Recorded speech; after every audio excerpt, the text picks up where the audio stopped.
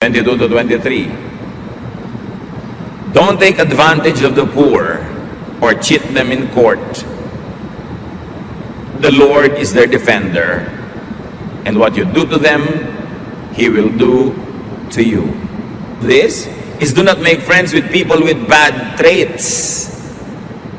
Huwag makisalamuha, makipagkaibigan, makisangkot sa mga taong ang asal, ang gawi, ang pananalita ay laging naghahanap ng gulo o maaaring magsuot sa kanila sa gulo.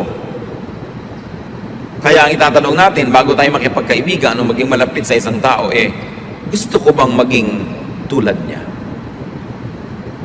Kung siya ay palababag, palaaway, lagi nalang may nagagalit sa kanya, di syempre, yung mga galit na yun, tatamaan ka rin kung lagi kang malapit sa kanya.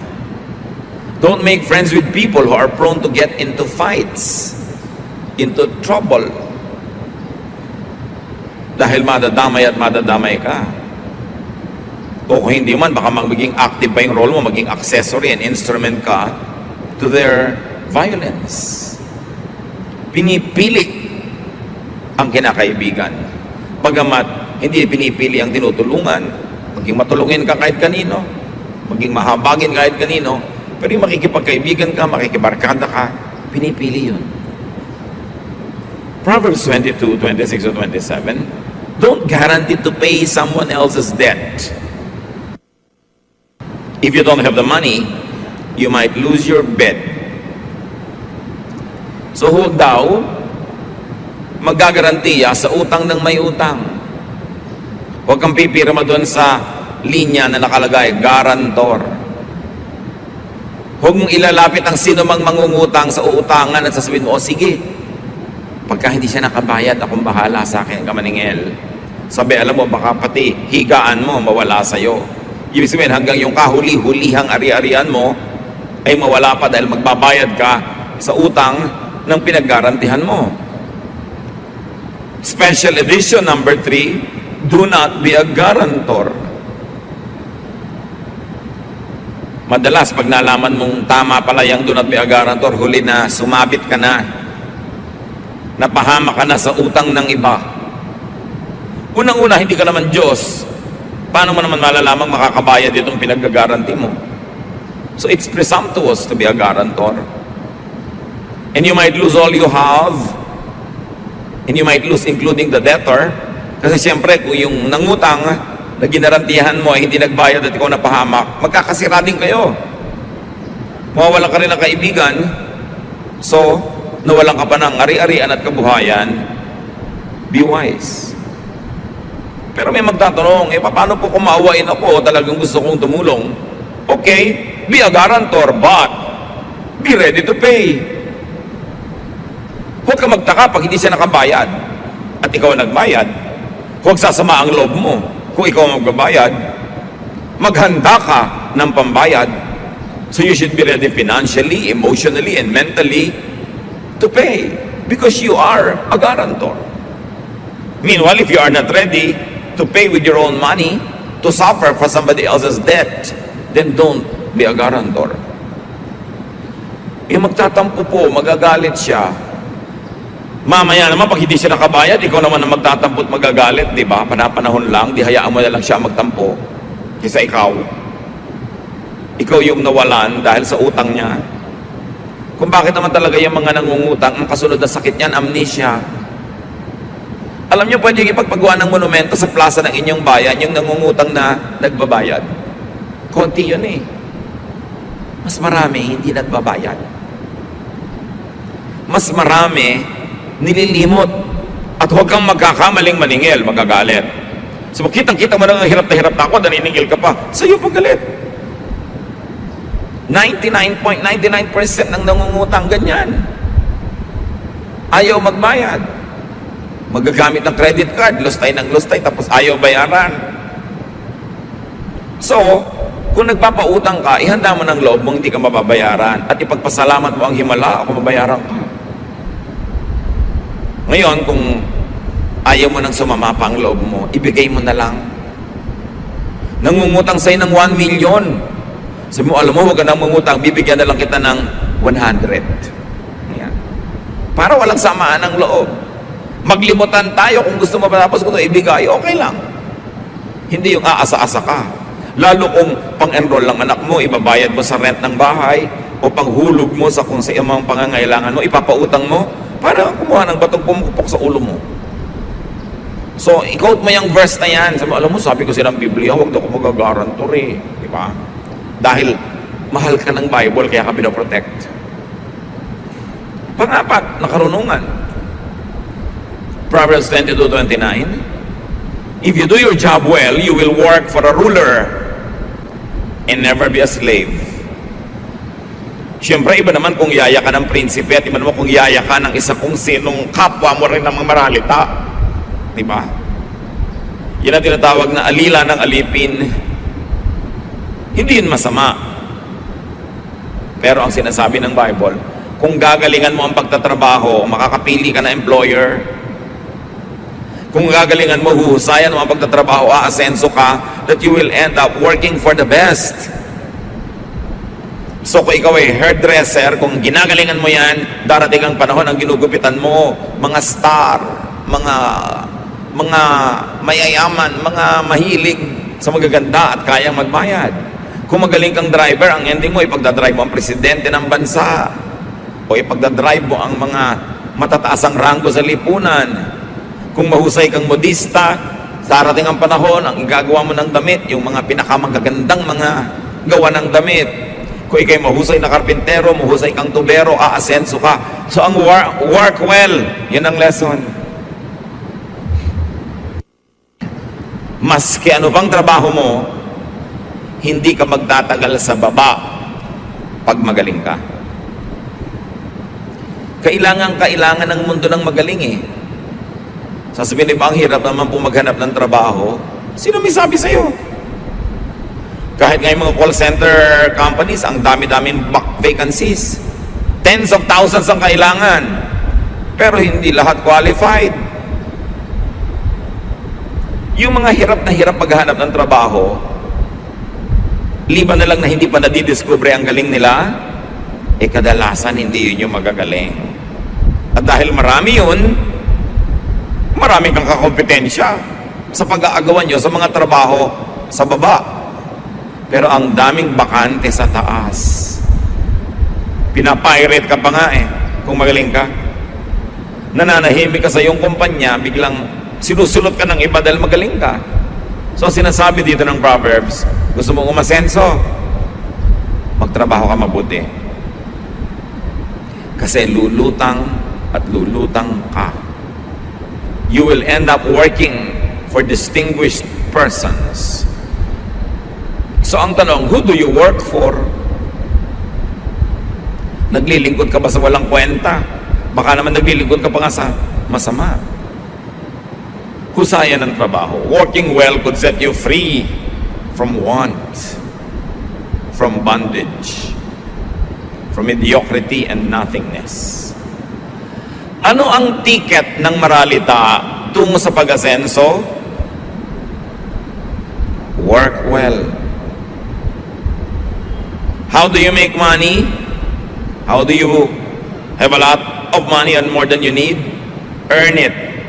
Sabi ng iba, marry it. Bihira mangyari yon. Sa teleserye lang yan. Sino namang baliw na mayaman ang gugustuhin mag-asawa sa isang pagkahirap-hirap? Siyempre, ang gusto niya mapangasawa, meron din. So, sino naman na pagkaganda-gandang tao ang gusto mag-asawa sa hindi niya kasing ganda? Bihira rin yun. Bihira yung mga nai-inlove sa kampanerang Cuba.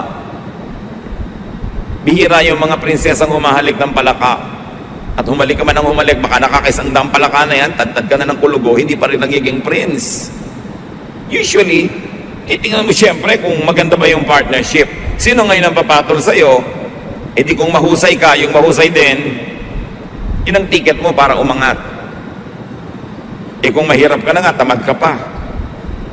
Hindi mo pa sisikaping mag-aral kung may pagkakataon. At kung may trabaho ka, hindi mo na ini-improve. Pumasok ka na lang at umuwi. Yun ang pinakamataas mong pangarap sa buhay. Hindi mo malang ma-improve ang trabaho mo o produkto mo. Yakapin mo ang kahirapan habang buhay. Hindi ka makakatakas dyan. Kasi ang daan palabas sa kahirapan yung daan ng husay. galing. At napakarami mga taong nakahulagpos, nakatakas sa yakap ng hirap dahil magaling sila. Dahil ginalingan nila ang kanilang trabaho. Work well. Whatever it is, wherever it is, work well. Kasi hahanguin ka na magandang produkto na iyong gawain mula sa kawalan. You don't always have to work hard when you can work well. Maraming tao hardworking pero hindi umaasenso. Hindi naman sinusukat ng langit ang dami ng pawis na inilabas mo sa katawan para magawa ang isang bagay eh. Ang sinusukat, ano naman ang kalidad, ano ang quality ng ginawa mo. Ngayon kung hindi ka naman sobrang pinawisan, hindi ka sobrang napagod, pero ang ganda ng ginawa mo, yun ang kikilalanin, hindi yung pagod. It's not enough to work hard. You have to work well. The product of your work must be outstanding. Whether or not it was very difficult for you to do it. Pero sabi nga, kung mapurol ang isang palakol, mas dapat lakasan ang pagsibak sa kahoy para tumalab ito. Kung mas mapurol ang gunting, mas dapat mong diinan ang paggupit. Mas mapurol ang kutsilyo, mas pagsikapan mong ihiwa ito. So kung medyo mapurol ka, yun, dun mo kailangan ng dagdag na sikap. Hindi ka natural at na outstanding. Hindi ka natural na excellent, dagdagan mo ng effort, ng pagod para mapunan yung kulang. Pero kung naturally gifted ka na, hindi mo kailangan sobrang magpakahirap eh. Just do your best. At bawat isa naturally gifted sa isang larangan man lang sa buhay. Kung hindi ka man umangat, hindi ka umaasenso, hindi ka nagniningning, baka nasa maling lugar ka na hindi bagay sa talentong binigay sa iyo ng Diyos. May ibinigay sa iyo na outstanding ka pag doon ka nag-operate. Hanapin yon at yun ang palakasin. Proverbs verses 1 to 3, chapter 23. Ibang chapter na, kasama sa koleksyon ng 30 golden, with the ruler, with the powerful, with the wise. Ano ang pinakamagandang gawin? Use the meal or the encounter only as a means to connect, not just to eat. Siyempre, pagka kumakain kayo, maganda may conversation. Baka kumain ka na lang ng kumain, nabusog ka na, tapos. You don't get invited again. Solomon is saying, do not prioritize your appetite over decency. Napasarap ka pero talaga huwag kang magpakabundat. Yung iba naman sobrang damang kakainin, mag-uuwi pa. So winasak na ang puri, winasak ang tangal, mabusog lang. Meron naman, yayayain mong kumain sa Japanese restaurant para makaranas naman kung sakali hindi pa nararanasan yon. Para lumawak ang karanasan, dumami ang alam. Ayaw gumamit ng chopstick. Kasi mo alam mo, ganito paggamit ng chopstick. Ay, ayaw ko niyan, hindi ako mabubusog. Hindi kita inimbita para ka mabundat. Inimbita kita para ka maging tao. Yun ang gustong sabihin sa inang nag-i-invite. Ayaw gumamit ng ganito, ayaw gumamit ng, ay, hindi ako sanay sa ganyan. Hindi ka naman nandun lang para lang mabusog. Siyempre, pag naimbita ka, lalo mahusay yung nag-imbita sa'yo, ang goal mo, maimbita ulit. Katulad ng kung restaurant ka, hindi naman goal mo, may kumain lang na customer, ang goal mo, bumalik siya. Pero nandun ka, kumakain ka sa restaurant, wala pang 10 minutes na nandun ka na, decided ka na kung babalik ka or not. Diba? Yun ding naimbita mo, 10 minutes mo palang nakita, alam mo na, hindi ko na ito imbitahin ulit. So kayo ba'y naimbita ulit? Lalo ng mga taong may saysay.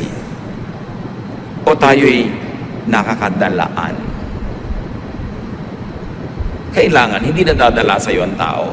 Lalo yung taong yun ay nakakatulong, may magagawang mabuti, dapat hindi siya madala. Huwag na para kang mga angaw-angaw na insekto na ang dapuan, ubos. Makakadalaan ka. Proverbs 23 verses 4 to 5, ika-anim sa ating koleksyon. Give up trying so hard to get rich. Your money flies away before you know it.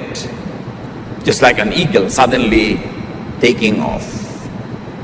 So anong sinasabi ni Solomon? Na ang yaman-yaman, don't. So why sell your soul to the devil for money when you can so easily lose that same money? Work for things that last, that endure, like relationships. Huwag bibigyan ng higit na halaga ang pera kesa sa magandang pakikipagkapwa-tao, kesa sa magandang relasyon sa kapwa, kesa sa pagiging makadiyos. Instead of collecting money, collect friends. Collect goodwill. Collect good health. Yan ang mga tunay na kailangan ng tao sa buhay. Ngayon, binigyan ka pa ni Lord ng bonus, yumaman ka, edi salamat. Kita niyo si Solomon, ang runong-runong talaga. Nung pinapili ng Diyos ko, ano man ang gusto niyang ibigay sa kanya ng Diyos at ipagkakaloob naman, ang pinili niya, wisdom. Hindi pera. Pero dahil natuwa ang Diyos sa kanya, hiningi niya wisdom, pati pera binigay. Pero pera, hihingin mo, ibigay man yan, kaya mo bang i-maintain? Kaya mo bang ingatan? Kaya mo bang paramihin? Proverbs 23, 6 to 8. Don't accept an invitation to eat a selfish person's food, no matter how good it is. People like that take note of how much you eat. They say, take all you want, but they don't mean it. Each bite will come back up, and all your kind words will be wasted. Pati ba naman ito alam ni Solomon? At itinuturo. Sabi niya, huwag mong tatanggapin ang paanyayan ng isang makunat, isang kuripot, isang madamot na tao na kumain sa kanyang mesa. Yang mga ganyang tao, bawat subo mo, sukat at bilang. Huwag kang maniniwala pag sinabi niya, sige pa, kain ka pa. Hindi nila yun. Talagang niloloob. Salita lang yon. At kukulang na lang ipasuka sa'yo bawat nilululun mo. Kaya bawat pasalamat mo at papuri, baliwala. Ang sinasabi dito ni Solomon sa atin, do not accept insincere offers. Huwag kang tatanggap ng mga alok na hindi naman taos puso. Mga alok na pabalat bunga. Mga alok na pakonsuelo de bobo. Huwag kang kakain ng nagbibigay sa'yo, alam mo namang hindi naman talaga gusto magbigay. Huwag kang tatanggap ng anumang bagay na hindi naman maluwag sa loob na ibinibigay sa iyo. In other words, discern insincerity. Choose who to receive from. Kailangan, kung pinipili mo kung sinong binibigyan, mas pinipili kung sinong tinatanggapan. Tatanggap ka nga ng tulong, tatanggap ka nga ng bigay, tinutuos naman, isusumbat naman, ipamamalita naman sa iba, wag na lang. Mabubuhay ka naman kahit wala yun eh. Sa katunayan, yung alok ng isang tao hindi taos puso, baka pain o bitag lang. Ano ang kapalit? Anong bayad? Ano ang pakay? At nagbabait-baitan ang di naman mabait. Ano ang pakay at kunwari nagbibigay? Ang isang maramot. Ang isang maramot hindi magbibigay kung wala siyang kinukwentang tubo. So pagtutubuan ka lang yan. Kaya babalik tayo sa mga turo ni Solomon, hindi lahat ng kinahain sa'yo, kainin mo. Huwag kang magpahalata. Huwag kang kain ng kain. Huwag kang consume ng consume. Huwag kang tanggap ng tanggap. Kasi may bayad. Huwag magtiwala sa sobrang magiliw, sobrang mabait, sobrang palabigay, Tapos wala naman kayong pinagsamahan, wala naman talaga siyang sukat tanawin sa'yo. Ba't ang bait-bait? Baka may masamang balak. Sinabi na yan, ibalagtas sa Florante at Laura, kung ang isalubong sa iyong pagdating ay maamong mukhat, may pakitang giliw, lalong pag-ingat at kaaway na lihim, siyang isa-isip, nakakabakahin. Yung ang nice, wala namang pinanggagalingan, may hidden agenda yon. May balak. Pag-ingatan mo. Proverbs 23 verse 9. Don't talk to fools. They will just make fun. Ang linaw, hubad na hubad, simpleng-simple. Don't communicate with fools. Huwag makipag-usap. Huwag makipagkwentuhan. Huwag makipag-text. Huwag makipag-PM. Huwag mag-email. Sa mga kahangalan ang laman ng isip. Don't listen to rumors, gossip, hearsay. Those all fall under the qualification of foolish talk. And especially do not pass or share or spread foolish ideas. Pag may natanggap kang message sa Facebook, huwag share ng share. Lalo't nakakasira sa kapwa na hindi mo personally chinek. O kaya may kwentong nakakatakot. Lulubog ang buong Manila sa lindol, bla bla bla. Nasukat mo na ba? Alam mo ba? Don't share, don't pass. Kasi magdadala ka ng nervyo sa iba, hindi mo naman alam kung sure yun. Lalo kasiraan ng kapwa, totoo man o hindi, don't pass. That is foolish talk. Hindi natin business yun.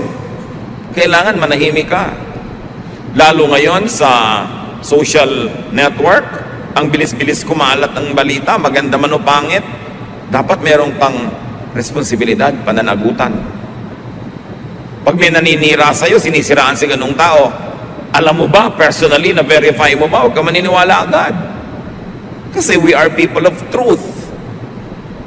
No matter how convinced a person is to try to tell you about somebody else's kamalian or kapintasan, maaaring nagkakamali siya sa perception niya. At kahit pa nga tama't totoo, dapat niya bang pag-usapan? So listen to wisdom. More so if it's part of Solomon's special edition. Learn from them. Learn from Solomon. Makakaiwas ka sa maraming gulo na darating pa at maaaring makalabas ka sa mga gulong na sangkutan mo na. Pakiramdaman ng buhay, makinig sa karunungan para makaiwas sa mga bagay na nakakasakit sa atin at para rin madiscover natin ang magagandang bagay na inilaan ng Panginoon. Ama namin sa langit, binubuksan namin aming puso at isip sa inyo upang panatilihin yung naroon sa aming isip lahat ng magagandang bagay na aming na-review. Bigyan niyo po kami ng creativity, ng enlightenment para ma-apply namin sa buhay ang mga bagay na ito. Patawarin niyo po kami kung may mga ginagawa kaming mga nanggagaling sa kamangmangan, nanggagaling sa foolishness. Teach us to be wiser as you are the God of wisdom. Pagbulay-bulayan natin mga kapatid, isa man lang sa marami natin pinagsalu-saluhan at gumawa tayo ng mga tiyak na pasya na pakinabangan natin ito at pakinabangan ng mga natin sa buhay. Dear Lord, as we sit still, as we listen for your voice, speak to us and teach us how to operationalize these lofty ideals. Manatili sa presensya ng Panginoon at hanapan ng paglalapatan sa buhay ang mga karunungan ni Solomon.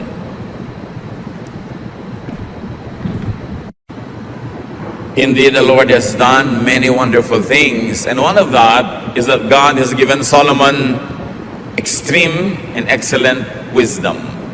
Wisdom that was not useful only to himself, but to everyone else around him and even to us today. Wisdom is precious, lalo na kung special edition. And in fact, among the Proverbs, Solomon has a very special edition. 30 Proverbs that he said are very special that people should keep in their hearts. And now we're going to discuss some of them as we have discussed kanina ang first worship service yung iba. At sa susunod na worship service sa Miyerkules, yung pangatlo. This is a three-part message on the special collection of Solomonic wisdom.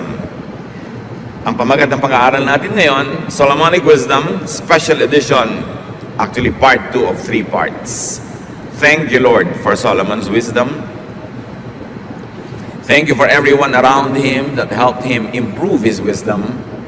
And now we thank you for the privilege of partaking of that wisdom. Patawarin niyo po kami sa mga kasalanan namin, sa mga maruruming pag-iisip, sa maruruming salita, sa pananakit ng kapwa, sa mga pagbibintang, sa mga pagkukulang namin sa aming mga tungkulin, sa aming mga personal na paglabag sa iyong mga utos.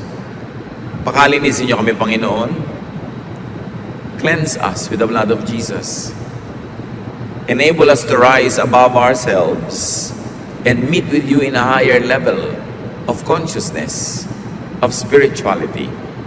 And we ask you, Father, to give us a simple message coming from the wisdom that you have given to Solomon and to the people that he also learned from. And may you give us the wisdom to apply this in daily life. Lead us, teach us, empower us to understand the power of your truth. At nawa, Panginoon, ang iyong mga salita maging kagamutan, kalakasan ng aming katawan, ng aming isip, ng aming emosyon, at ng espiritu. Patahimikin niyo pong loob namin, payapain niyo kami, ano man ang pwedeng gumulo sa amin, at ang inyong pagpapala maghari sa dakong ito, lalong-lalo sa bawat puso ng narito ngayon. Bless us, Father, with your truth. We seek you, thanking you in the name of Jesus, your Son, our Lord and Savior. Amen. We shall be reading from Proverbs 22, this time from verses 17 to 21, a very important prelude to the many Proverbs that Solomon called special. Here are some sayings of people with wisdom, so listen carefully as I teach. You will be glad that you know these sayings and can recite them. I am teaching them today so that you may trust the Lord. I have written 30 sayings filled with sound advice. You can trust them completely to give you the right words for those in charge of you. So this is Solomon speaking. Sabi niya, marami akong kinolektang mga kasabihan, karunungan, galing sa mga ninuno, sa mga taong nag-iisip. At inayos ko sila at naging 30 mga salawikain na nagbibigay ng mahalagang payo sa buhay. These are sayings of people arranged and expounded by Solomon. So why Solomon listened to others? Hindi siya kontentong marunong siya at pinarunong siya ng Diyos. In fact, marunong siya kaya marunong siyang makinig sa kapwa. Why Solomon collected and edited the Proverbs which we now enjoy. Immediately, meron siya agad tinuturo sa atin, mga kapatid. Learn from others. Learn from Proverbs. Mga salawikain, kasabihan ng matatanda dahil marami na silang natutunan sa buhay. And so what do we do with wisdom? Especially collective wisdom of a people? Hear, contextualize, and apply other people's wisdom to you. It's important to hear. And why hear? Because there are many things that compete for our attention. Pag narinig natin ang karunungan ng iba, pwede na nating maiwasan ang pagkakamaling nagawa nila. Marami naman mga tatao kaya lang natututo dahil nagkakamali. Through trial and error, mostly through errors, people learn. Kaya pag may edad na ang tao, marami na naging pagkakamali. O marami na siyang napanood, naobserbahan na pagkakamali ng iba. And when you learn from them, you avoid committing the same mistakes. Nakakatipid kang magbayad ng matrikula. Nakakatipid kang mahirapan at masaktan. Kaya mahalagang nakikinig. Then you contextualize. Lalo karunungan ng ibang tao, ibang panahon, ibang lugar, ibang kultura, hindi naman buong-buo mong lululunin at i-apply sa iyong buhay, kailangan ibinabagay mo sa iyong buhay, sa iyong kondisyon, sa iyong kalagayan. That's why you put the entire truth in your context. You frame it with your reality, and then you apply it to benefit from it, not to suffer. Meron kasi mga karunungan na pag in-apply mo naman sa buhay mo, nagsasuffer ka, it's disadvantageous to you, then it is a misapplication. Because the words of God are given so that we might be free, we might be happy, fruitful, godly, and comfortable. Then what do you do with what you hear and contextualize? You apply it. Therefore you move. Hearing must end in moving. Moving your body, moving your life, moving your direction.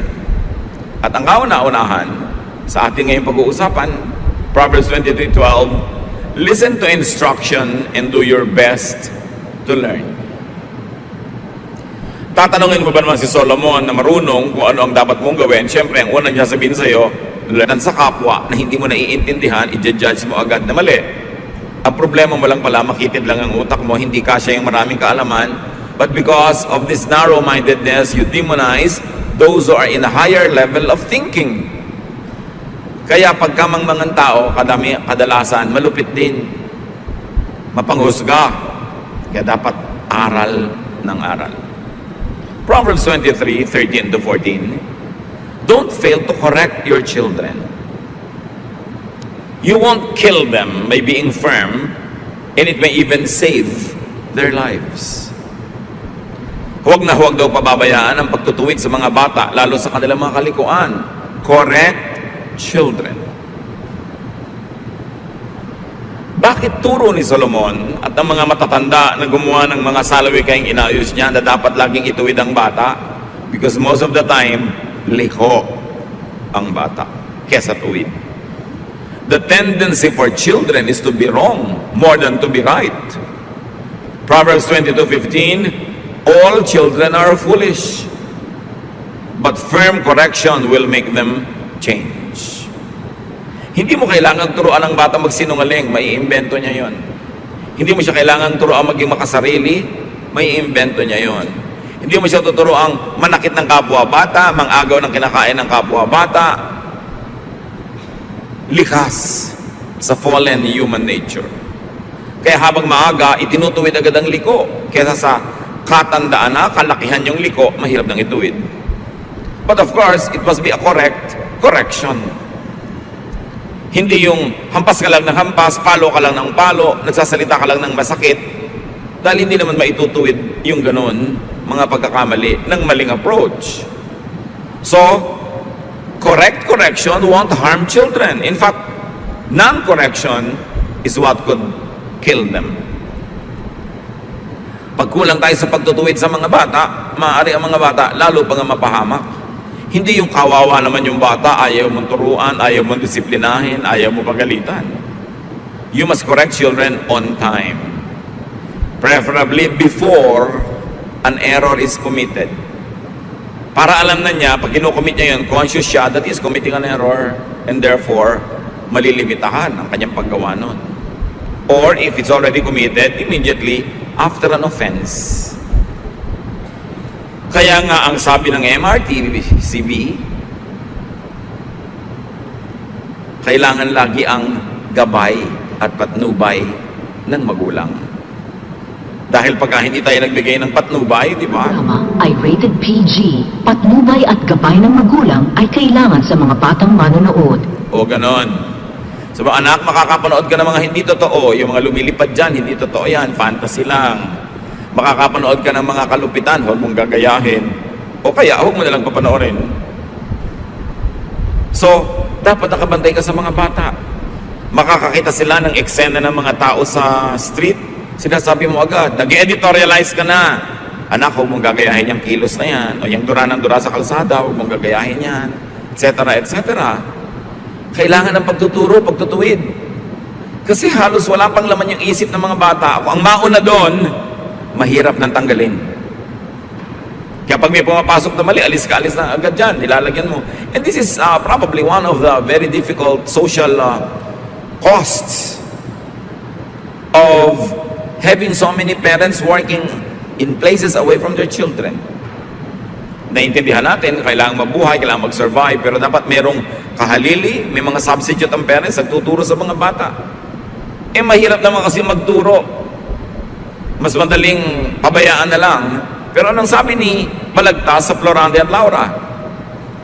Sa taguring bunso't likong pagmamahal, ang isinasama ng batay, nunukal. Ano pa yung nunukal? Bubukal. Yun ang ibig sabihin nun. Gagaling doon ang kasama ng bata.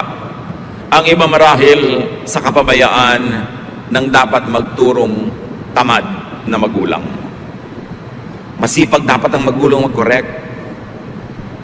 Proverbs 23:15-16, My children, if you show good sense, I will be happy.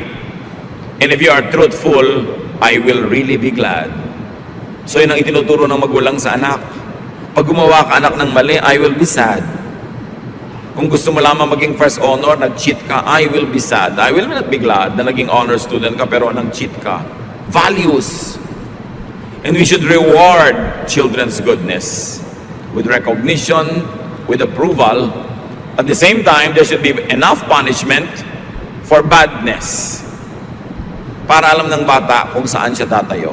Pag kinalakihan na ng bata ang paggawa ng tama, kahit later on, hindi mo na bantayan, hindi mo na laging paalalahanan, likas na sa kanya ang pag-ibig sa tama at pagkamuhi sa mali. Pero pag napabayaan, the first 4 up to 7 years, ang hirap bawiin ang mga maling natutunan niya. Proverbs 23:17-18, pangatlong wisdom ni Solomon sa koleksyon. Don't be jealous of sinners, but always honor the Lord. Then you will truly have hope for the future. Ba't sinabi yan? Kasi maraming taong naiinggit, nananaghili, nagsiselos sa mga masasama. Bakit? Lalo ko yung kasamaan ay nagbibigay ng pera. Kung ang masamang gawa ay nagpapasikat sa tao o nagbibigay sa kanya ng mapagkakakitaan, katanyagan, kapangyarihan, pwedeng mainggit yung taong hindi gumagawa ng masama sa gumagawa ng masama. Lalo't parang may premyo pa ang paggawa ng masama. Pero ang lesson from Solomon, do not envy bad people. Do not envy people who do bad deeds. Though they seem prosperous for a while, though they seem powerful or they seem to be having a good time, they will have their day in God's court. At ang paggawa ng mali, kahit nagkakamal ka ng pera, kahit napakaraming parang benepisyo, may araw din na ito ay itutuwid. Jealousy and envy could lead to sin. What ka sin? The sin of imitation. Pag tinuruan mong sarili mo at hinayaan mo sarili mong naiinggit sa maling gawa ng kapwa, hindi mo mapapansin, mamaya ginagawa mo na rin yun sa kagustuhan mong mapasayo din yung napapasa kanya sa paggawa ng mali. Proverbs 24:1-2, don't be jealous of crooks or want to be their friends. All they think about and talk about is violence and cruelty. Sa biglang tingin parang crime pays. Pero no. God is God of justice. Crime will always pay in terms of punishment, but not in terms of rewards. Kung may rewards man, pansamantala lang yan, panandalian. Kaya mga kapatid, kung nakikita nyo na yung gumagawa ng masama, parang umaasenso pa, sa paggawa nyo ng mabuti, kayo pa to kumisang hindi napapansin, kayo to hindi umaasenso, do not regret being good. Hindi dapat pagsisihan ang pagiging mabuti dahil para nyo nang sinabing mali ang Diyos. Huwag magsisi. Minsan may ginawa ka ng mabuti, hindi tumanaw ng utang na loob, huwag mong pagsisihan. Diyos ang naglilista ng mga pautang mo at siya ang maniningil para sa iyo o siya ang magpupuno o magbabayad nun. Huwag magsisisi. Ang pinagsisisihan yung paggawa ng masama. Hindi kahit kailanman yung pagtulong, kahit yung tinulungan mo walang kwenta. It's always a privilege to do good because God is good. And good deeds belong to God. And bad deeds belong to the devil. Huwag magsisi. Ipagpasalamat yung opportunity to have done good. Proverbs 23:19 to 21. Listen to me, my children. Be wise and have enough sense to follow the right path. Don't be a heavy drinker or stop yourself with food. It will make you feel drowsy and you will end up poor with only rags to wear. O isa pang turo. Siyempre pag sinabing children, hindi lang ito little infants. Lahat ng mga anak ng tao, anak ng Diyos, kahit mature ka pa, tinutukoy, huwag ka daw magpapakalasing, huwag kang mahumaling sa alak, at huwag kang sobrang kumain. No? So may mahihilo ka. Di ba, minsan may kumakain, bakit ganyan? Nagdidilim ang paningin ko sa kabusugan. Ayaw pa tumigil. Nakalawit na yung pusod, kain pa ng kain. Sinasabihan na ng doktor, bawal mo itong kainin. Talagang hindi mapigil, kain ng kain. Tapos pagkakain naman, bakit ba ang dami kong kinain? Ang bigat tuloy ng tiyan ko, magsisisi naman. Lalo yung mga maglalasing. Paggising, bakit yung asawa niya bangas-bangas ang mukha? Bakit ganyan ang mukha mo, my dear? Aba, pinagsusuntok mo ako kagabi. Ay, sorry, kiss ng kiss sa mga pasa. Nasaktan na. Ito namang si babae na kisan lamang, nakangiti na uli. Gusto mong kape. Matapos mabugbog. These are specifics. But really, what it is saying in general is do not indulge in pleasure, in vice that are bad to your body, bad to others who care for you. Yung mga sobrang naglalasing, may sakit na nga sa atay, ayaw tumigil kumain ng matatamis, may diabetes na nga. Kain pa ng kain ng mga cholesterol, may sakit na nga sa puso. Alam nyo ba na hindi lang kayo nagiging unkind sa sarili nyo? Kasi kung gusto niyo lang mamatay, sana namatay na lang kayo. Instantly, dead. Tapos nakalibing na kayo. Hindi Magkakasakit kayo. Gagastahan. Aalagaan. Mahal magkasakit at mahal din namang mamatay. Ibibili kayo ng ataol. Ibibili kayo ng libingan, paglalamayan, magastos din. Yung mga tao na hindi nagmamahal sa kanilang kalusugan, ang totoo nun, nagiging malupit kayo sa mga nagmamahal sa inyo dahil alam nyo naman na magdurusa rin sila. Hindi lang kayo kung kayo yung magkakasakit. Kaya dapat may pananagutan tayo sa isa't isa. Anak ka? Naku, I will not indulge in very dangerous sports kasi pagka bigla ako na paralitiko dito, buong buhay ko, aalagaan ako ng magulang ko, tumatanda na sila, mag-aalaga pa sila ng na-paralyzed dahil sa isang very dangerous activity. Hindi ako mag-i-indulge in drugs. Pag nahuli ako, nakulong ako, matanda na yung magulang ko, impis mabigyan ko ng ginawa, siya wala pa yung dadalaw sa akin sa kulungan. O mag-iingat ako sa kalusugan ko kasi pag namatay ako bigla, kawawa naman tong asawa ko, siya magpapalaki ng mga anak namin mag-isa. Alam nyo, inaalagaan ng katawan, hindi lang dahil mahal mo ang sarili mo, dahil mahal mo yung mga taong umaasa sa'yo. Pananagutan yan ng matitinong tao. So ano ang paalala dito ni Solomon? Restrain yourself. Magpigil. Anything that you love, desire, and covet could be your master. Ang hinahangad mo, ginugusto, hinahabol-habol, magiging Panginoon mo yan. Kaya tiyakin mo unang-una na hindi yan alak, hindi yan drugs, hindi yan nakakasama sa iyong katawan dahil marami rin namang madadamay kung magkasakit ka. Panglima, sa collection na ito na very special, verses 22 to 25, bili na naman sa mga anak. Pay attention to your father and don't neglect your mother when she grows old. Invest in truth and wisdom, discipline and good sense, and don't part with them. Make your father truly happy by living right and showing sound judgment. Make your parents proud, especially your mother. Kabilin-bilinan ni Solomon na pinarunong ng Diyos. Pansinin mo ang itinuturo sa ng ama at huwag na huwag mong papabayaan ang iyong ina sa kanyang pagtanda. Kailangan gumugol ka mamuhunan ka sa karunungan, sa disiplina, sa katinoan, at huwag na huwag kang wawalay sa tamang daan. Pasayahin mo ang iyong ama sa pamamagitan ng matinong pamumuhay. Hayaan mong ikarangal ka na yung mga magulang, lalong-lalo ng iyong ina. Bakit ng ina? Kasi siyempre napakasakit ang puso ng ina kung may ginagawang kaaliwas-wasan ng kanyang anak. Nakakahiya halimbawa, masakit, walang magandang bunga, nasasaktan ng magulang. Again, pananagutan natin sa mga nagmamahal sa atin na magpakatino. Be a good son or a good daughter.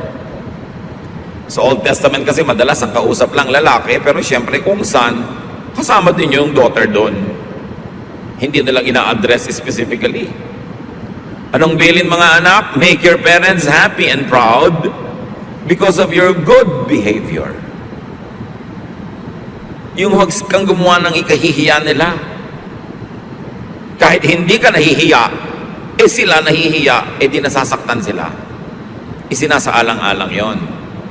At mahigpit na bilin, hindi lang sa verse na ito, maraming verses. Take care of your parents when they grow old. Huwag na huwag kalilimutan na alagaan ng magulang, lalo't matanda na sila. You take care of life's transitions. And the transitions of life is during infancy and old age. Kaya tuloy-tuloy ang sibilisasyon, ang kabihasnan, dahil may mga ipinapanganak na bata. Pero kung hindi ba sila inalagaan, lalaki sila? Inalagaan kasi. And there's always an unwritten contract na ang mga batang inalagaan, na palaki, sila naman ang mag-aalaga sa mga magulang nila hanggang ihatid nila sa huling hantungan at humarap na ang mga magulang sa Diyos pagdating ng panahon. From generation to generation to generation, that has been the norm. Mature people take care of the young, and then when the mature people become very old, the young who have become now mature take care of them. Panapanahon, walang sisira sa usapan. Bawat henerasyon tutupad sa ganitong arrangement. And this is how humanity and civilization goes on. Proverbs 23, 26 to 28. My son, pay close attention and gladly follow my example. Tatay ang nagsasalita sa anak na lalaki. Bad women and unfaithful wives are like a deep pit. They are waiting to attack you like a gang of robbers with victim after victim. So lalaki sa lalaking usapan, anong sabi ng tatay sa anak? Avoid, beware of bad women. And here, the context of bad is sexually promiscuous women who are not faithful to their own husbands, who seduce men who are husbands of other women, or women who seduce men away from their duties, away from their godliness, away from their good sense. Of course, pwede mo rin baligtarin yan. Pwede mong sabihin din sa women na beware of bad men. But just the text is talking about a father saying this to the son. So anong unang-una dito ang leksyon, mga tatay? Be a model father to be able to say this.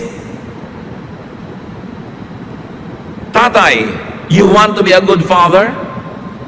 The first step in becoming a good father is by being a good husband to your children's mother. Paano ka magiging mabuting tatay kung hindi ka mabuting asawa sa nanay nila? Kung sira ang relasyon nyo, maapektuhan din ang pagiging tatay mo. At bakit babae na naman dito ang pinag-initan? Because in the context of the verses, we find the women who are temptresses. So the verses is talking about women who seduce married men, who destroy their personal holiness in the homes of these married men. And the message is, pay attention to this, especially men. Why avoid temptresses? Bakit dapat iwasan ang mga babaeng tukso?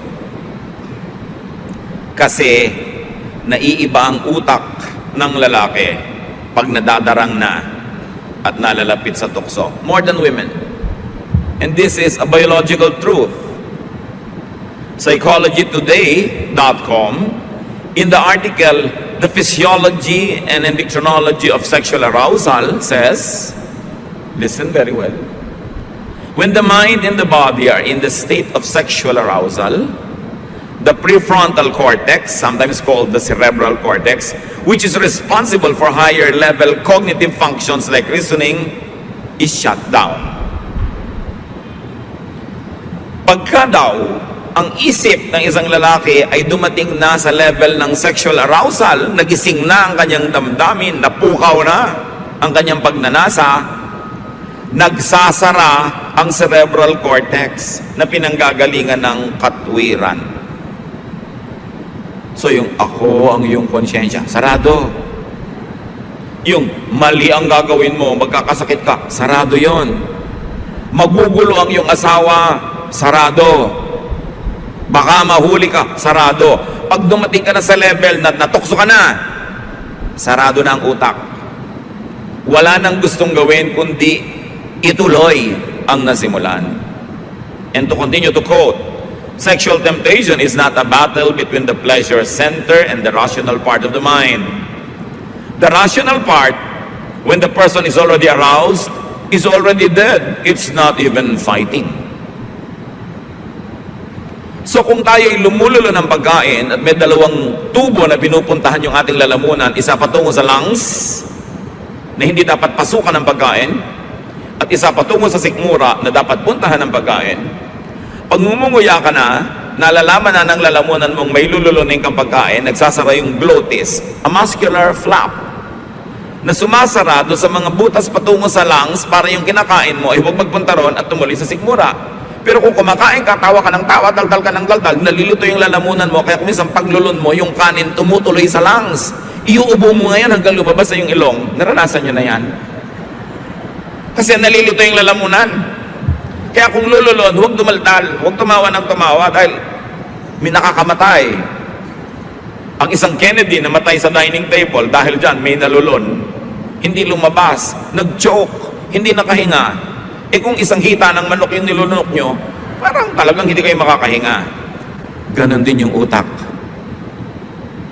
Yung pinanggagalingan ng katwiran, katinuan, kahusayan, karunungan, yung cerebral cortex, pag dumating sa level ang lalaki na natukso na arouse, sarado na yung utak. Pag natukso, nadarang, na arouse, sarado na yan, madilim na ang isip. Wala na yung gustong gawin, kundi parausin ang lagnat, tapusin ang nasimulan na pagnanasa. At pag natapos na lang yon, tsaka uli bumubukas yung utak. So sabihin, ba't ko ba ito nagawa? Magsisisi ngayon. Hanggang sa susunod na panahong matukso ulitan na naman. Kasi sabihin ng asawa, 7 beses mo na akong iniwan. So 7 beses na pala nagsara yung cerebral cortex. Ngayon mga kalalakihan, huwag ang cerebral cortex ang sisihin. Kung sabihin kasi nagsara na yung cerebral cortex ko.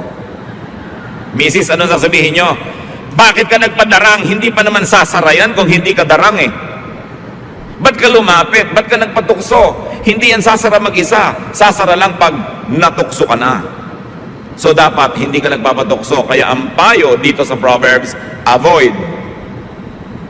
Huwag yung lumayo ka kung natukso ka na, yakap-yakap ka na, tsaka ka palalayo. Walang gumaganon. Lumayo ka sa simula. Kaya huwag mong kakantahin yung tukso, layuan mo ako. Ba't ka lalayo ng tukso? Ay gusto kang kapitan. Ikaw ang lalayo dyan. Anong payo? Lumayo. So pag may nagsasabing natukso kasi ako, nagkamali ako, kasi lumapit ka. Kasi hinayaan mong matukso ka. Beyond the power of your mind. It is important to understand that. Kahit yung mga ganyan, yung mga mechanics, hindi in-explain sa atin ng Proverbs, alam nila yung methodology of temptation. Kaya kailangan huwag lalapit kahit sa simula pa lang. Pag may nakita ka nakabukas sa pinto at may nakalabas na tuhod at kakaway-kaway, isara mo yung pinto, ipitin mo ang tuhod. Hindi sisilipin mo kung sino yung nasa loob, mamaya papasok ka na, tuloy-tuloy na yun. Proverbs 23, 29 to 35, who is always in trouble? Who argues and fights? Who has cuts and bruises? whose eyes are red, everyone who stays up late just having one more drink. Don't even look at what that colorful stuff bubbling up in the glass. It goes down so easily, but later it bites like a poisonous snake. You will see weird things and your mind will play tricks on you. You will feel tossed about like someone trying to sleep on a ship in a storm. You will be bruised all over without even remembering how it all happened. And you will lie awake asking, when will morning come so I can drink some more? Ano ang babala dito ni Solomon? Sino daw ba yung nasusugatan, nahihilo, naglalaro ang guni-guni? E di yung mga naglalasing. Sinong napapahamak? Yung nagkakanta puyat-puyat para just one more shot, one more drink. At mamaya, just one more hanggang abutan na ng umaga, gising pa sa pagbibisyo. Ito ang ipinakikilala sa atin ng Solomon. Do not be a drunkard. Do not indulge in vices. At syempre, yung alcohol dyan is only a metaphor of all vices. Huwag kang magpuyat ng kasusugal. Tapos tulog ka sa araw. Pagising mo alas 3 na, alas 4 ng hapon, maghahanap ka na naman ulit ng sugalan. Huwag nagpapakalasing-lasing hanggang gabi, tapos matutulog mong umaga, hindi makapagtrabaho. Pag umagabi na ulit, hanapan na naman ng iinumin o drugs. Do not start a vice. Bihirang nagsisimula ng bisyo ang nakakatakas. Do not get led and controlled by a vice. You must be a free man or a woman, not addicted to anything, even food, even wine, even a habit, because the people of God must be free. Free only to serve God. So because of his vice, a man demeans and hurts and destroys himself and his loved ones as well. Nakakakita ka na ang titinong mga tao pag nalasing na, mukhang basura, mukhang basahan. Mga matitinong mga babae na ngayong nagkanda talo sa kasino ay mukha ng basahan. Dapat hindi ganun. Huwag magpapaalipin. And if this habit runs in the family, as many habits are, cut it and stop it in your generation. Kung lahi kayo ng mga babaero, putulin mo na sa panahon mo para huwag mo nang maipasa sa iyong anak. Kung lahi kayo ng mga lasinggero, lahi ng mga nambibisyo, lahi ng mga nambubugbog ng asawa, stop it in your generation. Kung lahi kayo ng mga nangangaliwa, lahi ng mga hindi matapat sa mga asawa hanggang kalolalahan nyo, alam nyo talagang mga makakate, stop it in your generation. How can we do that? We can do that because Jesus saves us. Because Jesus can cut generational curse.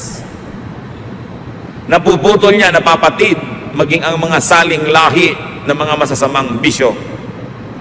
Because the power of the blood of Jesus can set us free from the power of darkness. So huwag sisihin ng mga kamag-anak, ang mga kalolalalahang na mayapa na. Kuminsan, yung mga generational sins, hindi naman dahil sa genes, hindi genetics, culture. Yung kasi ang culture ng pamilya, yun ang kinalakihan mo. Pag hindi ka conscious, yun din ang paraan ng pagpapalaki mo sa anak mo. Kaya kailangan conscious. Lalo sa generation nyo, nakakilala kayo sa Panginoon, nagkaroon ng bagong buhay sa Panginoon, dapat putulin ang mga bisyo ng mga saling lahi so that you will begin a new generation, a godly generation in your bloodline. Proverbs 24, 3-4. Use wisdom and understanding to establish your home. Let good sense fill the rooms with priceless treasures. Pag gumagawa kayo ng bahay, anong plano ng mag-asawa? Architectural plan, muebles, motif, color. Pero sabi ni Solomon, build your home and your home life on the foundation of wisdom. Imbes ang isipin yung mag-asawa, yung bahay, ang isipin ninyo is yung tahanan, yung home. Anong ilalagay natin? Anong ipupundar natin? At sabi ni Solomon, magpundar kayo, punuin niyo ang bawat kwarto, bawat bahagi ng inyong tahanan ng karunungan. Let wisdom fill and decorate your home. So ano dapat ang nasa bahay? Hindi naman masama na may magagandang gamit. Okay lang yan kung afford nyo. May mga sasakyan kayo para maginhawa. Pero hindi dapat mawawala intelligent discussions. Lumalaki dapat ang mga bata na pag magkakasabay kayong kumakain o kayo nagpapahinga, seated together, matatalino ang pinag-uusapan. Katalinuhan. Hindi mga walang kwenta-kwentang bagay. Hindi mga kalaswaan. Hindi mga chismis. Katalinuhan. Yung sabi mo sa lola mo, Lola, ano po ang scientific family name ng mushroom? Ano po ang scientific family name ng ganito?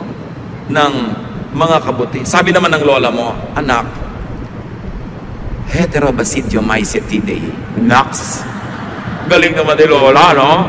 Hindi yung, hindi ko alam yung mga bagay na yan. Paglaki mo, malalaman mo rin yan. Kailangan na sasagot. There must be wit, tasteful humor. The family can watch intelligent films. Even entertaining films are okay, but good taste. And there's always sound counsel available. Avoid needless pain. Maximize your chances at happiness and wholeness, even that of your family.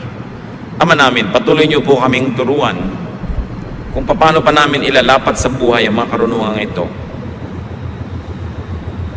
Paano kami iiwas na mahulog sa tukso, sa bisyo? Paano kami bubuo ng tahanang matalino, matiwasay, maunlad?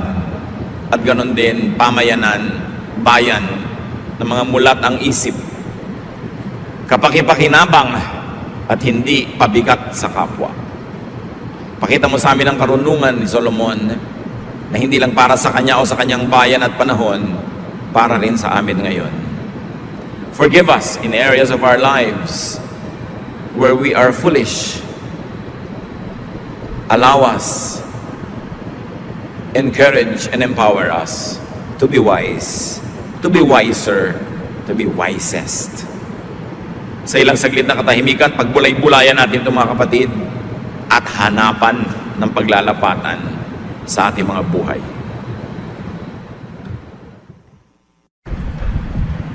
Wisdom is very, very precious. Wisdom can save us from trouble when we already are in trouble. And wisdom can even prevent trouble from happening. Bilang bahagi po ng tatlong mini-series on the special edition of wisdom, atin po ngayong tutunghayan yung pangatlong bahagi nito, Solomonic Wisdom Special Edition.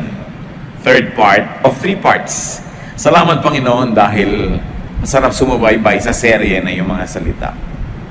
Masarap ding subaybayan yung development ng mga ideya na ibinigay mo kay Solomon. At ngayon, pinakikinabangan namin sa aming buhay. Nawa payapain niyo po kami, tahimikin yung loob namin, Panginoon. Ano man ang pwedeng maging sagabal para mapagpala niyo kami. Mga nangyaring inaalala namin, mga di pa mangyayaring inaalala na rin namin, iwaksi mo sa aming isipan. Patawarin niyo po kami sa aming mga kasalanan. Linisin niyo po kami, Lord. Nang makatanggap kami ng mga sariwang salita na nagpapalakas sa amin at nagtataas ang iyong pangalan sa aming kalagitnaan. Forgive us, cleanse us, empower us to understand your word. Let wisdom rule our lives so we may please you, O God, and so that we may also have a life that is peaceful, prosperous, and happy. We commit to you everyone who's not here yet. Kayo po ang siya magpala. At sino man na ninais na makarating ditong hindi ngayon makarating, may comfort come from you, and may that person also be blessed by you directly from your spirit and from your heart. Father, we commit everything to you, asking you to bless us and lead us. May your voice be heard and not that of your servant. Kayo ang madinig namin lahat at mangusap po kayong may kapangyarihan. Dalangin namin ang lahat ng ito sa ngalan ng iyong anak na aming tagapagligtas, si Jesus, na siyang umiibig sa amin.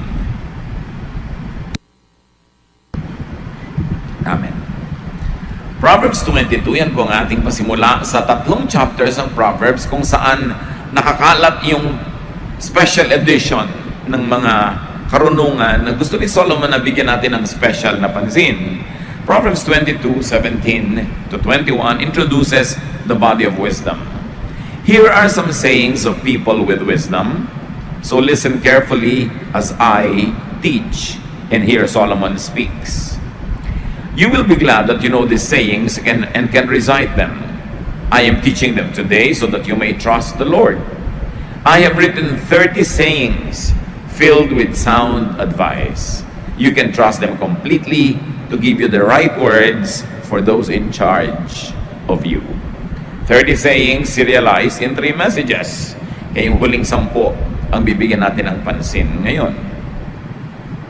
Now, sayings of people obviously were edited and expounded by Solomon. Nangolekta siya ng mga kasabihan, inayos niya para madaling masulat at madaling matandaan, madaling bigkasin, madaling mamemorya, at ngayon sabi niya, pansinin ninyo, dahil ito ay para sa inyong ikabubuti. Why Solomon listened to others and collected and edited Proverbs? Immediately, there is a lesson that we should learn from others. Kahit si Solomon ang runong-runong na, binigyan ng Panginoon ng superior na karunungan, nakikinig pa rin sa iba. Kaya nga siya marunong eh. At isa yan na senyal na marunong ka nga, marunong kang makinig sa kapwa. So learn from Proverbs because you save time and effort. Maraming mga kasabihan at karunungan, ang tagal bago na develop, bago na diskubre ng mga rumunong. Pero kung makikinig tayo sa kanila, nakatipid tayo ng oras, maging ng mga posibleng sakit sa buhay, hirap, dahil natuto na tayo without experiencing it the hard way. Ang taong marunong at magiging mas marunong pa ay mahilig makinig sa kapwa. Pero siyempre, pinipili kung sinong papakinggan. And of course, you hear, contextualize, and apply other people's wisdom in your life. Why do we say hear? Because it takes a lot of effort to listen. To be quiet enough to hear the other person's voice and not yours. Then you contextualize. Iba ang buhay niya, iba ang buhay mo. Yung buhay ni Solomon, buhay ng mga taong unang nakarinig ng kanyang karunungan ay hindi kamukha ng buhay natin ngayon. So may gagawin kang adjustment. You adapt. You suit to your reality the wisdom that you hear. Kaya kung minsan, ang organized religion can be perceived as oppressive is because many people simply apply to their lives everything they see in the Bible without considering the differences in time, in location, in culture, in the context of the listeners of the Word of God then and the Word of God being heard by people now. Siyempre, may mga cultural changes, may mga legal changes, at ang lahat ng yan isinasaalang-alang mo in applying God's Word to your life. Hindi hubad na hubad, buong buo, i-apply mo. Kahit ang nagiging bunga, pagdurusa, kalupitan, o kaya nalalayo ka pa nga lalo sa Diyos dahil iba na yung pamaraan ng pamumuhay. At dito nagkakaiba-iba ng opinion ng maraming mga nagbabasa ng Biblia. Paano nila i-apply? Paano mo i-apply sa buhay mo ngayon? You live in a metropolitan and a cosmopolitan area. Yung mga katuruan at kaugalian ng mga tao na nasa mga liblib na mga villages who lived 2, 3, 4,000 years ago. Siyempre, merong adjustment na kailangan gawin. Proverbs 23 verse 12. Learn and listen to instruction and do your best to learn. So main lesson agad is to learn. We never stop learning. You never get to a point in your life when you say, I know everything.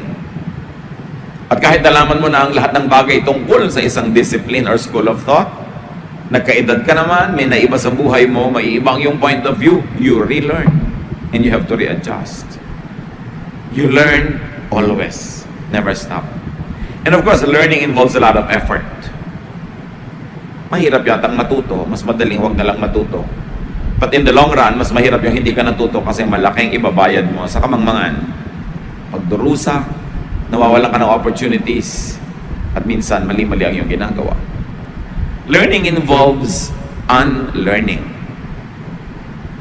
Pag sobra kang traditional, sobra kang conservative, mahirap matuto. Kasi kung ano yung nauna sa utak mo, ayaw mo nang paalisin kahit may meron ka nang pwedeng ipalit. Kung ano yung naunang korte, ayaw mo nang i-adjust, gusto mo yun na lang lagi. Yun nga ang ibig sabihin ng conservative eh. They conserve. So pag masyado kang conservative, even in spirituality, usually ang nagiging ending, nagiging masungit ka, nagiging unnecessarily unhappy ka. You make other people unhappy also. You become miserable. Kasi conserve ka ng conserve ng isang karunungan or isang interpretation ng karunungan na dapat ay ina-adjust mo dahil lumalaki yung utak mo, nagkakaroon ka ng edad, nagkakaroon ka ng maraming experiences. Hindi napakalaking virtue na maging conservative. Kailangan progressive. Yung looking forward ka, moving forward, hindi laging backward. Katulad halimbawa, gusto mo conservative music, so laging gusto mo piniplay 50s, 60s, not so bad. Pero ang dami pang magagandang music na nakalikha mo lang no, na hindi mo papakinabangan kung ayaw mo man lang buksan yung isip mo sa mga naging bagong mga creation. At hindi lang yon, wala na makapag-enjoy pagkasama ka kasi yun na lang laging gusto mong patugtugin at pakinggan at galit ka o ginadjudge mo yung iba naman ang music ang gusto. Malaking baggage yung maging masyadong conservative. There is an advantage in being conservative to the point na hindi ka kung saan na lang dali ng hangin. Meron kang anchor, hindi ka masyadong madaling maiba, hindi ka masyadong madaling mabola, madaya. Pero malaki rin ang disadvantage kung dapat ka nang mag-adapt ay hindi mo pa ginagawa because you are conservative. Effort and learning. Learning involves adjustment to new realities and to renewed realities. So go with and go after learners and seekers. Pag naghahanap tayo ng mga kabarkada, kaibigan, sasamahan, hanapin mo yung marunong matuto, mahilig mag-aral, yung asenso ang utak mo pagkasama mo sila. Parang 5 minutes mo lang makausap, tumalino ka na. E paano kung 1 hour? Hindi yung ang tagal mong kausap, walang dadagdag sa'yo, baka may nabawas pa nga. Importanteng pinipili ang sinasamahan. And then sa Proverbs 24, maraming koleksyon ng wisdom na inilagay si Solomon. Verses 5 to 6. Wisdom brings strength, and knowledge gives power. Battles are won by listening to advice and making a lot of plans. Here, Solomon puts a lot of premium to wisdom. Wisdom, of course, is knowledge applied the right way. Bago ka magkaroon ng wisdom, knowledge muna. And your knowledge, when applied the right way, when framed the right way to benefit you, to glorify God, to turn you into a better person, it becomes wisdom. Sabi niya, alam niyo ang mga gera na papanalunan sa strategy, hindi sa lakas ng muscle, hindi sa dami ng tao, hindi sa lakas ng mga armas, sa strategy, sa planning. So sabi niya, ang tunay na mananalo sa mga digmaan, physical digmaan yan, o emotional, o mental warfare yan, o spiritual warfare, ang magwawagi dyan yung may wisdom. So strength comes from wisdom. Bali, wala yung 10 mga malalaking katawan na wala namang utak. Matatalo rin yun at the end of the day. Ngayon, malakas ka na, may utak ka pa, edi ang laki ng advantage. But between the two, unahin ang wisdom. Real strength is not only physical, it is mental. Pag magaling ka magplano, kahit konti lang ang gamit mo, konti lang ang resources mo, mas marami ka ma-achieve kesa doon sa ang daming resources pero sabog-sabog ang utak, burara mag-isip, maraming wastage. Thought can move bodies and other physical objects. Pag naiisip mo, napapagalaw mo, hindi naman yung telekinesis kundi pag naisip kasi ng tao, na-achieve If it is thinkable, then it is achievable. Sabi nga ng iba. So, laging pag-iisip, pagpaplano. Get advisors. Listen to advice. Hindi pwedeng alam mo na lahat. Pag may area na may mas magaling na tao doon, hingin mo yung payo niya. And always have a plan. Paano ko tatapusin ang high school ko ng 4 years or 3.5. Paano ko gagawin yung aking gustong mangyari sa buhay ko? Okay, gusto kong umasenso. Paano? I must have a plan. Because if I don't have a plan, it is a dream. Don't dream. Plan. Plan, of course, has a timeline. Ano dapat ang ginagawa ko sa ganitong oras? By this time, ano dapat ang na-achieve ko na? Para masusukat mo kung nakakarating ka ba, lumalapit ka ba doon sa goal mo o hindi. Sabi nga nila, if you fail to plan, you plan to fail. Actually, hindi nagpaplano, may plano. Plano niyang mabigo.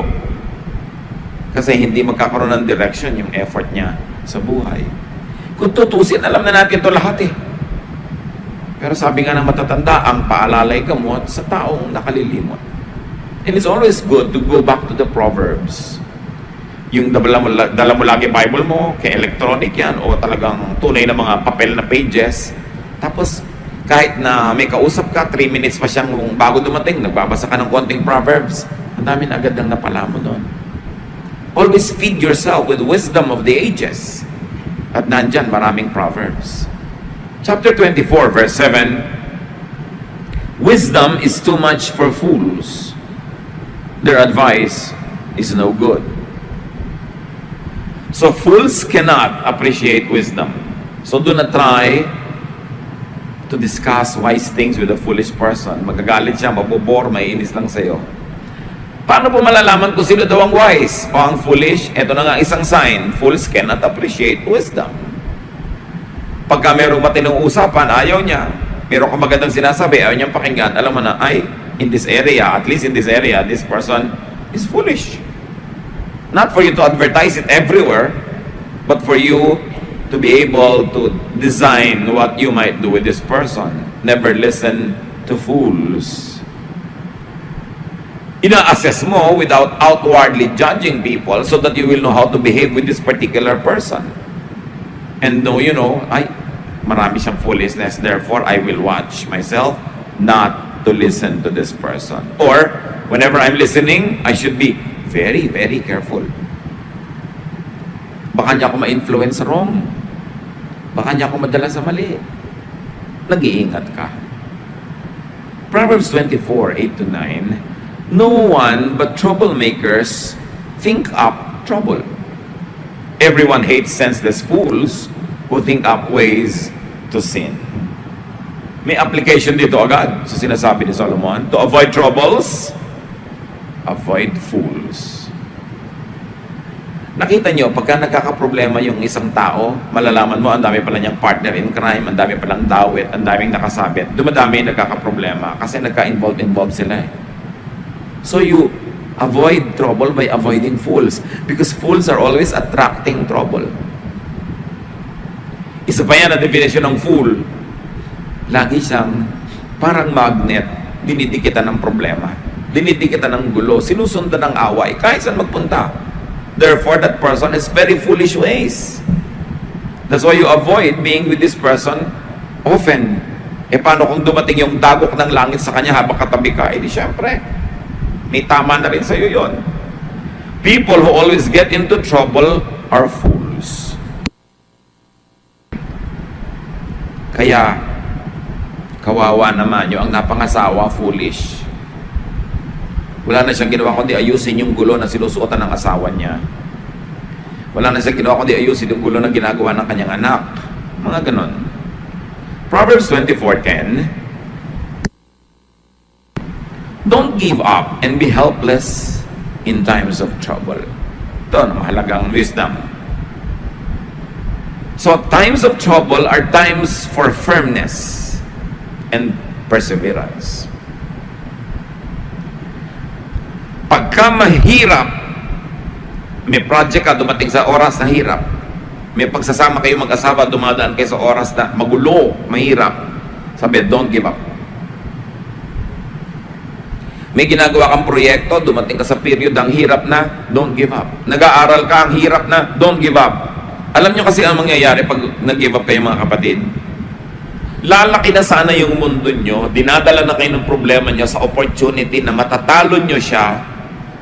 At alam nyo naman ang mangyayari pagka nanalo kayo over the problem and over the trouble. lalaki yung utak nyo, lalaki yung confidence nyo, lalaki yung mundo nyo. Pero pag papalaki na yon, tas biglang natakot ka, tinamad ka, ayaw mo nang mahirapan, umatras ka sa safe area, umatras ka sa comfort zone mo, pinaliit mo yung mundo mo.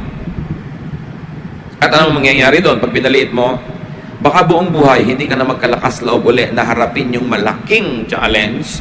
Therefore, pagkakasyahin mo na yung sarili mo sa maliit na mundo all your life. Nahihirapan ka na mag-aral. So, nag-give up ka na. O di-drop out ka ngayon. Kailan ka pa uli magkakaroon ng lakas ng loob na mag-enroll? Nadala ka na, natakot ka na. Habang tumatagal yung panahon na umatras ka doon sa problema, lalong lumalaki yung paniniwala mong hindi mo naman talaga kaya yon. Or buong buhay nag-iisip ka, kinaya ko kaya o hindi? May trouble kayo mag-asawa, ang laking gulo. Hihiwalayan mo na lang, lalayasan mo na lang, o sosolven mo yan. Kasi kung hiniwalayan mo, liban na lang, nanganganib yung buhay mo dahil ang trouble pala, gusto kanyang patayin, no? Iba naman yun. Pero hiniwalayan mo, ano ngayon ang gagawin mo? Kasama ka na lang sa iba. O sasama na lang siya sa iba, o pareho na lang kayo walang partner all your life. Thinking, ano kaya mangyayari ko, ipinaglaban ko? So pag nakasubo ka na, lalo't hindi man masama yung kinasubuan mo, marriage, project, business, ituloy mo kahit mahirap. Na kung hindi mo nagtagumpay, hindi ikaw ang may kasalanan. Pero mahirap yung ikaw na mismo ang sumuko dahil ayaw mo nang mahirapan pa. Kasi kung alam mong hindi naman ikaw ang sumuko, talaga lang hindi tama ang panahon, talaga lang hindi nangyari yung dapat mangyari, susubukan mo uli yun eh. At malamang na mapagtagumpayan naman yung susunod. Pero pag ikaw mismo yung umatras, may effect sa'yo yon. Mawawalan ka na ng pananalig sa pwede mong magawa habang buhay ka na ngayong makukulong sa maliit na utak. Sayang naman ang buhay. Kung uubusin mo na lang sa maliit na mundo, pwede namang lumaki. Lesson from Solomon: don't give up in the middle of difficulty. Tsaka kung sa kalagitnaan ka, tsaka titigil, di sayang lahat yung investment mo, sayang yung nailagay mo na effort, panahon, sayang.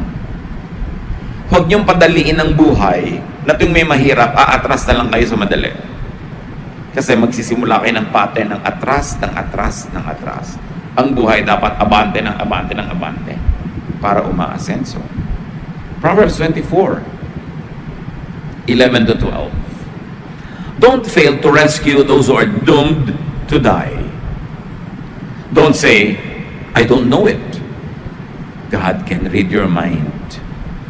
He watches each of us and knows our thoughts. And God will pay us back for what we do. Ano daw ang huwag na huwag gagawin? Huwag umiwas tumulong sa isang taong nanganganib ang buhay. In fact, rescue those who are in danger of dying. Why? Because life is most precious. God is life. God is the bigger giver of life. And therefore, life must be saved as much as possible. Iba naman siyempre kung may gusto kang iligtas pero sa pagliligtas mo ay mamamatay ka rin o maraming mamamatay, doon ka mag-iisip kung dapat mo bang gawin or not. Pero yung hindi mo naman ikamamatay, halimbawa, merong bloodletting, merong donation ng blood, ikamamatay mo ba naman na mag-donate ng mga isang balding dugo? Gusto mo isang galon na lang, isang pint, hindi mo naman ikamamatay yung regular na idinodonate, ba't di ka mag-donate? Nagliligtas ka ng buhay nun. Kahit hindi mo kaharap yung nag-aagaw buhay, may pangdudugtong sa buhay ng isang maaaring malagutan ng hininga dahil walang dugong available, yung ibibigay mo. Isipin mo, isang tao, imbes na matay na ngayon, dahil na-donatean mo yun ng dugo, na buhay pa ng 25 years, 10 years, o kahit 3 days, Napakahalaga ng bawat sandali kung ikaw yung taong mayroong nagbuhay na gusto mong pahabain. So mahalaga tumutulong tayo. Yung nagpapadala ka ng mga donation mo sa mga nasasalanta. Hindi mo alam, simpleng kumot can save somebody sa kanyang ginaw na kung hindi siya nakumutan, nagkaroon pa siya ng pneumonia at kinamatay pa niya. You can never tell. Ba't Satan sinasabi, huwag kayong magmamangmangan, alam ng Diyos ang iniisip nyo. At dahil siyang nagbigay ng buhay, pinagpapala niya ang sino mang nagdudugtong ng buhay, kanino man. Mas hindi mo kilala, mas hindi mo mahal, mas heroic. Mas wala kang mapapakinabang sa paghaba ng buhay niya, mas nakaluluwalhati sa Diyos. Napakahalaga ng buhay. Marami tayong pwede magawa para pahabain ang buhay ng tao. Kumisan, simpleng-simpleng tinulungan mo na mag-enroll, hindi mo alam, pinahaba mo ang buhay dahil hindi ba meron nga hindi nakakapag-enroll, nagpapakamatay. So tinulungan mo lang pala sana makapag-enroll, humaba yung buhay ng tao. Alam niyo yung mga bunga ng ating mga tulong, hindi naman natin alam lahat ang nagiging bunga eh. Pero alam ng Diyos. At sa palagay niyo, yung Diyos na marunong mag-compute, marunong magsuma, hahayaan niya na hindi niya kayo gantimpalaan sa tamang ginagawa. Always be in the giving mode. Konting-konti lang dapat sa panahon ng tao na siya ay nasa receiving mode. Pag siya sobrang mahina, pag siya sobrang may sakit, pag talagang laki pa mga bagay sa paligid niya para hindi siya makakilos. Pero ito yung kaya natin, we can give. It's important. Proverbs 24, 13 to 14. Honey is good for you, my children, and it tastes sweet. Wisdom is like honey for your life. If you find it, your future is bright. Nung araw naman kasi ang pinakamasarap ng kilala nilang kainin, honey. At masarap naman talaga yan hanggang ngayon. Pero ano man ang equivalent ng honey sa inyong buhay, sabi ni Solomon, parang wisdom yon. Kung paano nyo hinahanap-hanap, at kung paano kayo nasasarapan, ganun dapat ang gawin yung paghahanap sa wisdom dahil masarap maging wise. Find and enjoy honey or wisdom. May kausap ka, ang hanap mo, karunungan niya. Meron kang a-attenda ng mga event, ang hanap-hanap mo, anong matututunan ko dito? Anong matadagdag sa isip ko? Anong karunungan ang magpapaganda sa buhay ko? Sabi, kailangan mong hanapin lagi yan. Kung saan ka rumurunong, kung saan lumalaki yung isip mo, dun ka maglagi. Ikabubuti mo yun. Verses 15 to 16. Don't be a cruel person who attack. Ayan, kakagawa. Diba? Huwag ganun. Alam ng Panginoon yung laman ng ating puso. At ito, ang linaw ng sinabi, the Lord will find out and be unhappy. Then He will stop being angry with them. Kaya, nagkakaganon yung masama dahil nagagalit sa kanila ang Diyos. Pero sabi, pag pinagtawanan mo, pag ipinagbunyi mo ang kanilang mga hirap, mawawala yung galit ng Diyos sa kanila. Anong ibig sabihin? Di titigilan na ng Diyos yung pagdisiplina sa kanila. Ano nang ipagsasaya mo? Dilulungkot ka na naman, mainggit ka na naman, magagalit ka na naman. So be wise. Don't celebrate people's fall. God ruins people because He's angry with them. And God's anger will be wiped away when God sees that you celebrate the suffering even of evil people. Proverbs 19 to 20. Don't let evil people worry you or make you jealous. They will soon be gone like the flame of a lamp that burns out. Nararanasan niyo na ba yung kumisan, mga kapatid? Sana hindi. Yung naiinggit ka sa masama. May gumagawa ng mali, tapos para umaasenso, sumisikat, yumayaman. And then naiinggit ka, nagsiselos ka. Ang bunga nun, mamaya gusto mo na rin gawin yung ginagawa niyang mali. So, mapapasama ang iyong kalagayan. Alam ng Diyos ang nangyayari. Ang mga gumagawa ng mali, mabibisto yan. Be sure that your sin will find you out. That's what the verses of Scripture say. God is not mocked. Whatever a man sows, he shall reap. So do not problematize or envy bad people. Ang problemahin mo, sarili mo, ang asikasuhin mo, magpakatino, magpakaayos. At huwag mo rin gawing business mo na ikaw magparusa sa iba. God knows what to do. Be good. Don't return evil for evil.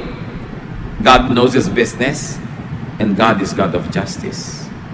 And finally, sa collection, Proverbs 24:21-22, my children, you must respect the Lord and the King. And you must not make friends with anyone who rebels against either of them. Who knows what sudden disaster the Lord or a ruler might bring? Ayaw na ayaw ng Diyos ng rebelliousness kaya sa Kanya o sa Kanyang mga piniling mga namamahala. And generally speaking, unless a ruler is obviously, hopelessly evil, God likes that ruler to be in His position. Kasi kaya naman ng Diyos alisin yan kung ayaw na niya. So ang sabi dito, mga anak, tiyakin nyo lang na iginagalang nyo ang Diyos at ang hari. Wala na tayong hari ngayon, so ano yon? Figures of authority.